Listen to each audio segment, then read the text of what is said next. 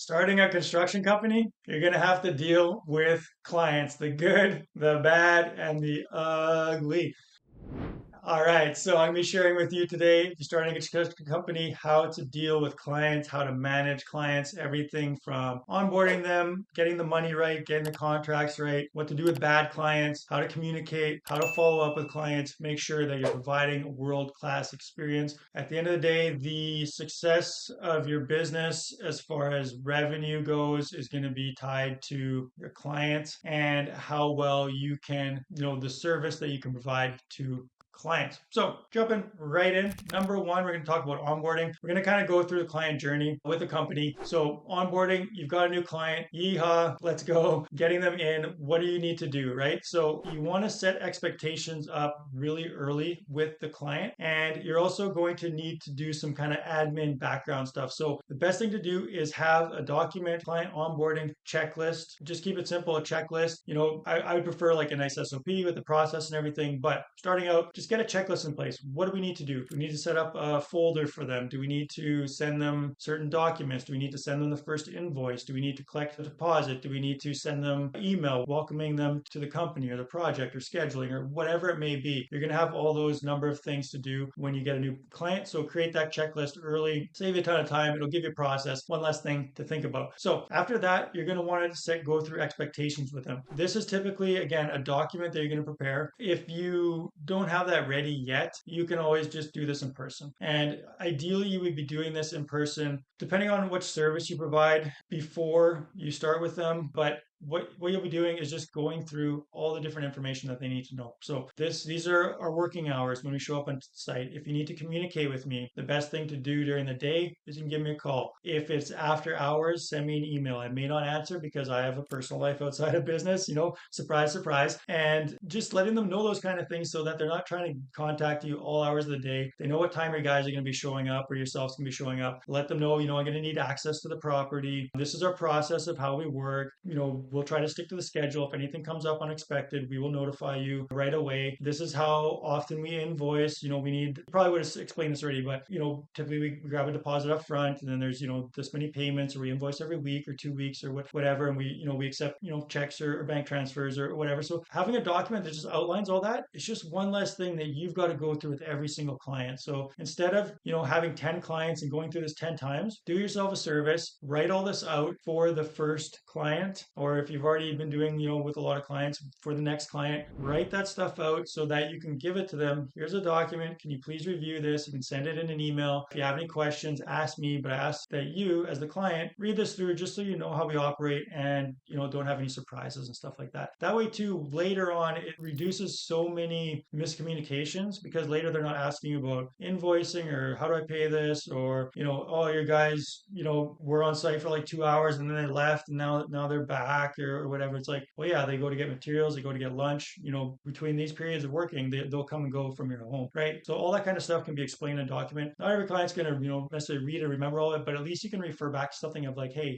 we talked about this as far as like it was in the expectation document. So not to be a dead horse there, but you gotta understand setting those expectations with the client of what to expect are so important because it removes a lot of the headaches later on. And then finally, selections. If you are a home builder, remodeler, anything like that, you are going to want a pretty good selections document. So you're going to know the paint colors, the kind of flooring, what's the model, what's the color of the flooring, what's the light fixtures, the plumbing fixtures, all those kind of things need to be discussed and have in a document. Hopefully they've gone with an interior designer who's got all that for you. You need to know everything that's going into the project before you start. Because if you are midway through a project and they're like, we're going to go to Home Depot and pick up a plumbing fixture or whatever, you've already missed the mark.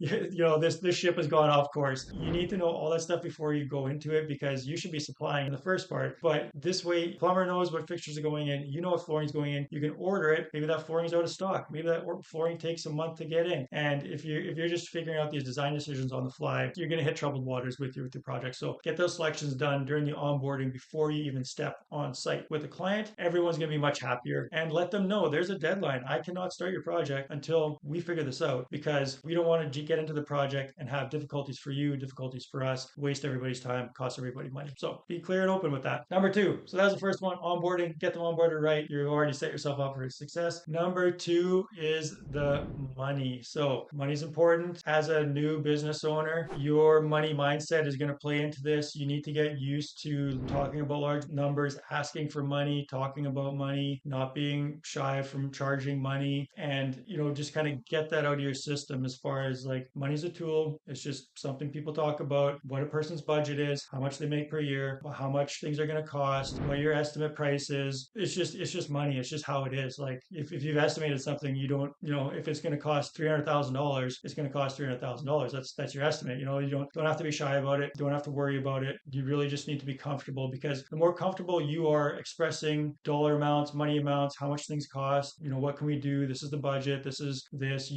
I have to pay my trades, pay my guys. I need to collect money from you. We need to invoice. Like the more comfortable you are with that, the more comfortable your clients are going to be. If you are like, worried about asking for money or invoicing, or like, oh, if I send them this bill, what are they going to say? Or if this change order comes up, like, are they going to want to pay for this? And like, if you have those kind of indications, then your clients are going to feel that and they're going to respond in kind. And you're also going to kind of attract clients that are similar to you. It's just one of those things about life is like you kind of surround yourself with similar people often. So if you're worried about money and you're always frugal and you don't understand that environment, then your clients that you're going to attract and probably that are going to come through in your marketing and referrals are often going to mirror that. So something to keep in mind and something to think about. So that's just the mindset part of money. There's a lot of other things that go into it. As far as like pricing jobs, you want to always make sure you've got money in the bank from your client. Newsflash, clients are buying and paying for their project. You should not be floating your clients. You should not be paying for things that are going into their house or their project. Obviously, if you're doing commercial work, which if you're starting a construction business, you may be starting commercial construction business, but most guys probably residential. There's no reason why you can't get a deposit or a site startup fee, even if like I know some states you can only,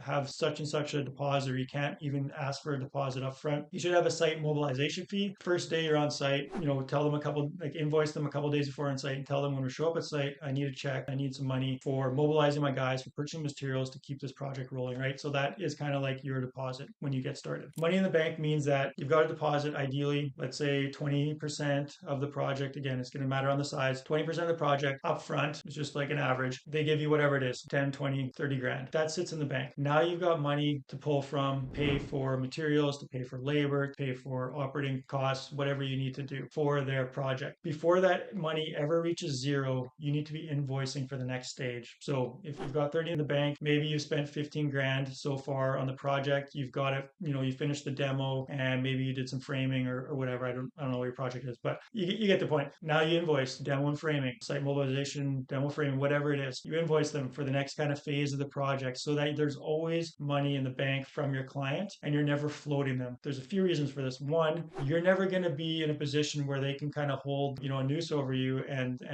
have a gun to you, figuratively, that, we need you to finish before we pay you. You don't want to have that happen. If you're in a subcontractor, like general contractor situation, a little bit different. But if you're working with a good GC that runs their projects properly, they are generally going to be asking for deposits from their clients. They should be. And if you ask them for a deposit, good ones, if you work with them and there's just trust there, typically they will be okay with paying you a little bit early or getting you a deposit or something, right? So I'm not going to get into like those logistics and everything right now, but money in the bank, you should never be spending projects. And the reason for this is, like I said, it doesn't leave you in hot water, but it also doesn't limit your business from growth. Because if you've got money of your personal money tied up, personal as in business, but your own money tied up in a client's project because you're waiting for the next invoice or the next phase of the project, but you got like 20 grand tied up. Now you've got another project starting that now you've got 20 grand here. And now to get this project started, you need to order materials, you need to get your labor guys there, you need to,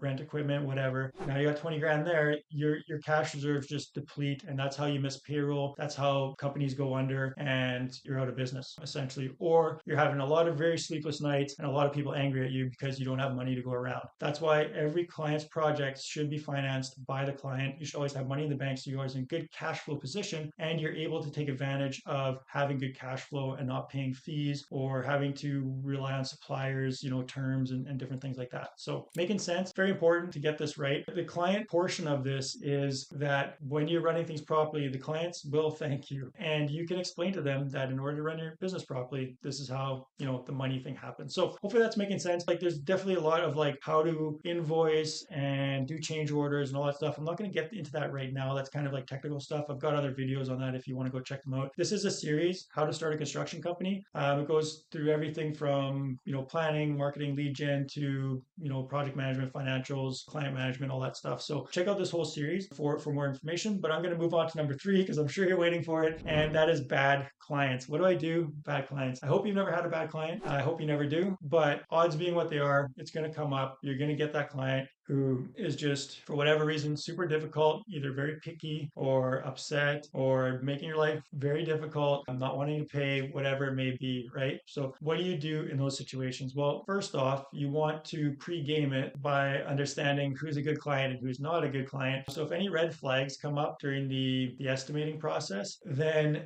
gauge that, and maybe you want to price the job a little more. If you can tell that this person's like very picky, or they're telling you like, hey, we want super high quality details, and or they're talking about the other contractor that they hired that did a bad job and they had such a nightmare with them, and it may not be the contractor. It's possible, but it could be the client as well. So if they're telling you about other jobs that they've done or other contractors that they hired, or you're coming in to take over from a different contractor, yes, there's some bad contractors out there, but it could be the client as well. So you want to gauge those red flags and price accordingly. It's not necessarily you want to like not take on work. If it's like a clear, like this is not a person I want to work with, then yes, feel free to step away. I've done it before. I've had people, I don't know what the right word is, but anyways, like kind of upset is like, you don't want to do our project. It's like, it just doesn't fit with our schedule. We're over busy right now. I can't take on your project, and I apologize. So you let them off the hook, as kindly as you can. Feel free to price those a little bit more. You could work with a difficult client. Maybe they want super high quality, but they got to pay for it, right? You can build the perfect house. It's going to cost twice as much, but you can do it, right? So that's one way, is going upstream and having that process of like making sure that you don't have a good client or a bad client to begin with. When you do get a bad client or something's going difficult, and I say bad client, it's not that like sometimes you can have good clients, but they just have certain tendencies or something doesn't go right, and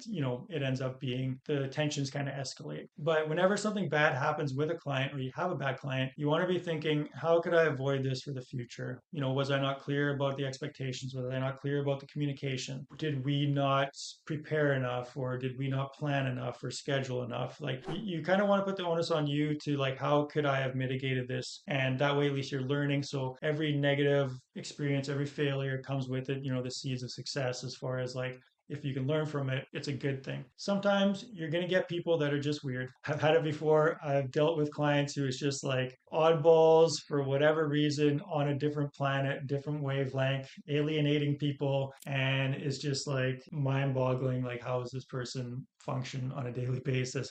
But it can come up. If you're going through hell, keep on going. Shit happens, and sometimes you just got to save face and get through. Maybe cut your losses depending on how bad the situation is, and continue on. But like I said, every experience is a learning experience. So, making sense how to deal with bad clients. Hopefully you can navigate those waters smoothly. Number 4. So we're going on to number 4, and then I got number 5 coming up, which is tying kind of everything together, and kind of the icing on the cake there. So if you're still here, give this video a thumbs up. I'm sure there's something good in this video you've enjoyed. Appreciate you. Give it a thumbs up.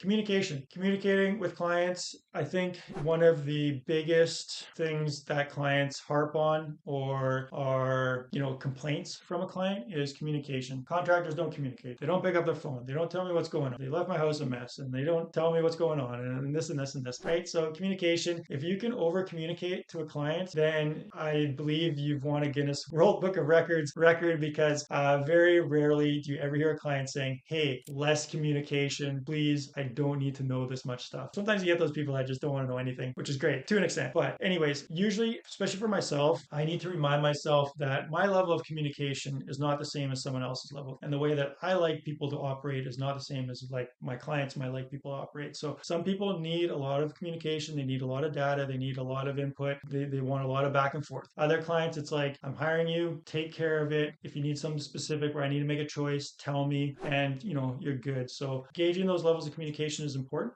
A good way to be proactive with communication is to send like a weekly update, or again, some sort of like update, depending on the project, right? If you've got like a multi-month project, weekly communication is probably good. Send them an email. This week we got the insulation inspection failed. We fixed it. That's good. Drywall is now on site. Drywall is starting on Monday. Next week is going to be drywall boarding and taping. And then that's going to be like for the next 2 weeks, right? Simple, super quick. Send them to that on Friday. The clients get it. They see it. Oh, great. This is where the project's at. This is what's happening. They don't need to reach out to you. They don't need to call you. What's going on? What's happening with the project, right? You don't have to be answering questions. If you're proactive with it, there's just that trust built up, and it keeps them in the loop, and they know maybe I don't need to call them on a Thursday or a Wednesday because I'm going to be getting his update email on Friday, and he's going to tell me what's going on site, right? And you can put some notes in there. It makes things super easy, and that way on Saturday or Sunday when they go to look at the house or something comes up, they're not bothering you, right? So there's a very proactive way to communication and being able to communicate. The what to expect document that I mentioned and expectations early on is a great way to, again, kind of lower the amount of communication they need to provide because you're doing it in a documented way. And beyond that, communication is going to be a learning experience for you of how to communicate with clients. Another important thing with clients, and we mentioned with bad clients, there's going to be things that you've done wrong, that your guys have done wrong, that the client didn't like. Always being very upfront and open about it is the best way. Just get it out in the open, make that phone call. I've had to do it many times. It never feels good when you have to tell a client and tell them, something bad happened. We're behind schedule. We're going to have to increase the budget because of this, whatever it may be, whether it's your fault or not. Always just tell them as soon as possible, be upfront, give them a call, provide that information as soon as you can, because again, you're going to build trust. And if you can be that contractor that they can say, like, not the whole project went smoothly. There are some things that, I wish were different, but they communicated well. They were upfront. I trust them. They're going to be able to refer you. They're still going to have a good experience overall and respect you as a person, as a business owner, even if your company didn't quite hit the mark or reach the expectations that they were expecting. But if communication is good, it can smooth out a lot of those little bumps and keep a relationship from going off the rocks and things escalating and turning into a bad client situation. So making sense, communication, super important. Number 5, moving on here, keep it on a roll.